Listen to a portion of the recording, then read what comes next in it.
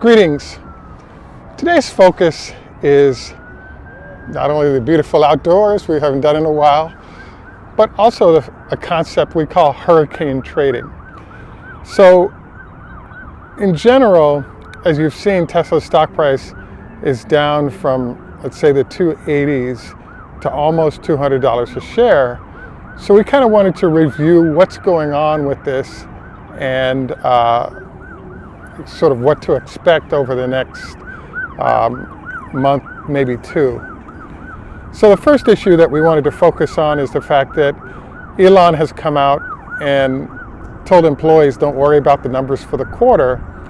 And so as a result, there wasn't a heavy end of quarter push as you saw, and the market wasn't real thrilled about that. So I wanted to highlight the fact that the problem that's popping up is that Elon has promised 50% growth and he's delivered it. The problem that's popping up though is that the market has been promised a 50% growth and has been getting a lot better numbers than that. So the expectation or whisper number has been a lot higher than what Elon has actually been mentioning. So I wanted to kind of bring that up today because, as you've seen, the stock price is really taking it hard right now.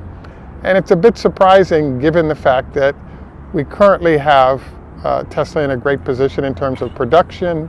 We have China at 85,000 vehicles a month, which is about 1 million vehicles a year just from that facility. We just have a lot of good news happening.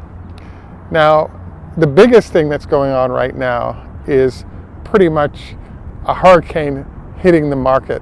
Obviously, the high inflation rate has been part of it, but we seem to have had kind of a second tsunami hit the market this week.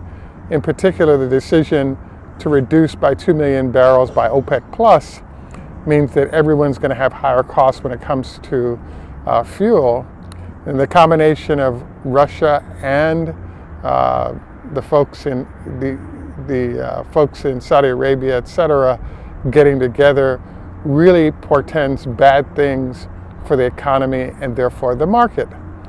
So we kind of just wanted to briefly look at this because sort of being aware of what's going on, being ready for it is probably a good idea for your portfolio. So when we're in this zone, one would expect then that we're actually going to see perhaps a 20% cut in the market, maybe even 50% if the Feds have to force the interest rates high enough. So will it help prevent inflation? Yes, it'll get the middle to lower middle class folks to stop spending anything when their costs of fuel as well as credit becomes out of hand. It's also going to hit companies because their cost of borrowing is going to rise. So the Fed's methods for controlling kind of makes sense.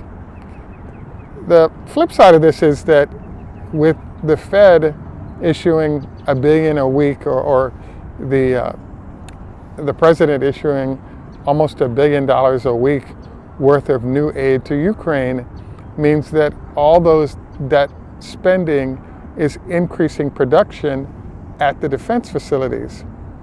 That increased production will now result in higher spending rates. Higher spending rates means more jobs. So while some sectors, call it mortgages, maybe real estate, etc., are losing jobs, those are being replaced by defense jobs related to the numbers that are coming out of Europe in terms of order for large defense companies and replacements for all the munitions that are being used. So we're in a colossal disaster where two parts of the government are fighting each other and the economy is in the middle of it. I think it's unfortunate because it portends a real ugly situation where the Fed is going to have to keep raising interest rates, but the concern about Ukraine is going to result in higher spending, and so it's a back and forth battle with the regular consumers getting destroyed in the process. So I would say this is a great situation to look at going to cash or hedging your portfolio, particularly if you have large numbers of Tesla shares, picking up some puts or something of that ilk, so you don't have to sell and take a big tax hit. But caution, I think, is definitely in order right now, because everything points to a very ugly outcome. And not unlike when you have the hurricanes of Florida this past week, where yes, the water rolled in and destroyed, but then it went out and all the destruction you're seeing is occurring.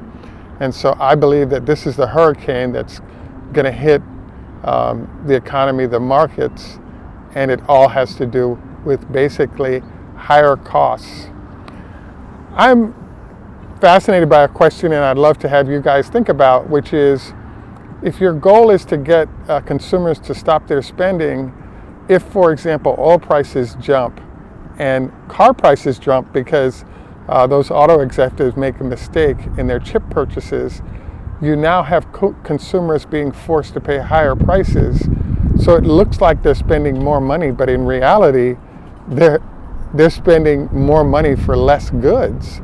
So I think the Fed is doing the right thing in general in terms of raising interest rates, but I can't say that I'm 100% happy with the decision, because the economy doesn't do any better if we have this set of circumstances I just described. So I wanted to note that in general, I think we're in a very difficult position right now. We have a little bike repair going on behind us.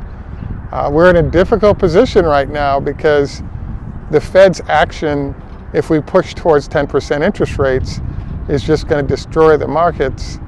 And a lot of people will move out of stocks like Tesla into more defensive names, both in stocks as well as bonds. And as that occurs, the market multiple will come down dramatically, in essence destroying a lot of built up market value for Tesla and other companies like it. So this is sort of my assessment of things. I have to admit, part of my delay in our latest show was really just the fact that sometimes if you don't have something good to say, you may not want to say anything. And I've been harping on the fact that we've got a lot of negative trends going on right now. And it smells like Saudi Arabia wants a $100 barrel of oil, so that 2 million reduction in production that we're seeing currently could actually increase because they're going to monitor U.S. production and keep decreasing their production to mitigate the impact of new sort of fracking and other types of drilling in places like the United States. So I just think there's some really tough choices for many entities. I think we're in a really tough position right now. Again, consider some hedging. It's not out of the question for us to be down 50% over the next 4 to 6 months. And if you had gone to cash, it could be prudent to sit in cash for a while and then come back in after the disaster hits as we sort of come out of this. At any rate, we look forward to your comments. This is Greg for Teslafaninsight. Tschüss, German, au revoir, French, Lahitro, Hoda Hafez. A reminder, our health tip for the week again is prior to lovemaking, don't forget a light salad or something of that ilk is a great idea because it allows the blood flow to flow to other extremities rather than just your stomach. And I think you'll enjoy the process a great deal more. We look forward to your comments on all of this. And we also look forward to Tesla's earnings, which I think will be good, but I don't think they're going to meet the high-end whisper number estimates of the market. So don't be surprised if we take, a 10 to 15% hit on Tesla as those numbers come in. Have a great day. Bye for now, and thanks once again for joining us.